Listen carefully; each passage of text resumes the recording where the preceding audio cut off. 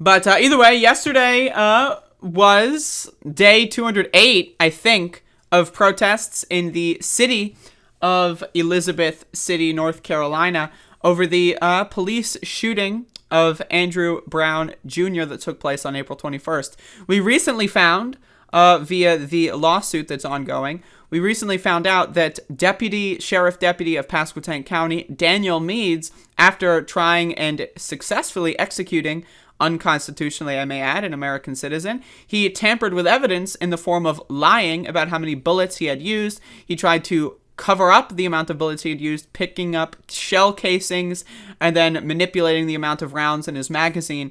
All of this, of course, was caught on another sheriff deputy's body camera. They're not that bright. You know, if you're going to try to cover up evidence, make sure your buddy, Stephen Judd or Michael Swindle, whoever it is, isn't currently recording you covering up evidence. That's probably not the best way to get away with murder.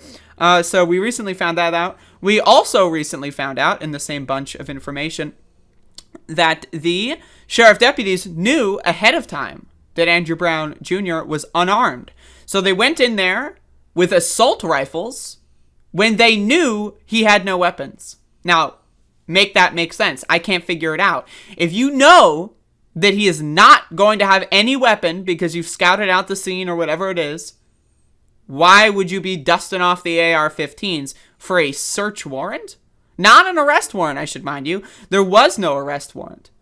Never signed by a judge. So originally, when the murder took place, they said we had an arrest warrant. He was blah, blah, blah, blah, blah. Then it turned out there was no arrest warrant. It was a search warrant, blah, blah, blah, blah, blah. You don't need to kill someone to search their house. It's not necessary. Make it make sense to me. Tell me that this was not a cold-blooded murder and currently going through a cover-up. Now, again, when Robert Morgan, Daniel Meads, and Aaron Llewellyn fired their weapons at Andrew Brown Jr., they got paid vacation. Llewellyn resigned thinking oh, don't worry, I quit my job. That would be like, again, if I massacred your grandma at the food line with the box cutter, I'm stocking the shelf, she asks where the mayonnaise is, I turn around, just slice her neck, and I just stab her 38 times. But then before the cops show up, right, I'm like, oh, folks, I quit my job. It's okay? I get it. I know I need to, I killed someone, so I got to quit my job. So that means all of a sudden I didn't murder someone because I quit my job. I don't think so, Aaron Llewellyn. I think you're a little bitch. But Robert Morgan and Daniel Meads got paid vacation. They got to kick their fucking cankles up on the coffee table and watch some Netflix, maybe play some Call of Duty, right? Make that make sense, right? Then, as soon as they get back to work, guess what? The entire sheriff's department got a raise from the Pasquotank County Board of Commissioners. Make that make sense.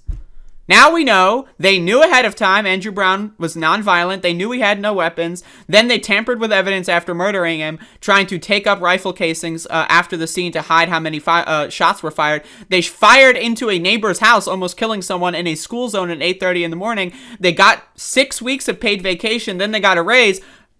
I mean, do you need any more evidence of corruption?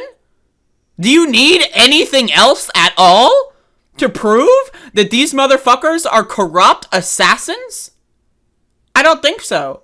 So Elizabeth City residents have been out here for 208 days, daily, consecutively, showcasing our very, we're not okay with what's going on here. So, and things need to change. But this is the United States of America, folks. I don't know what to tell you.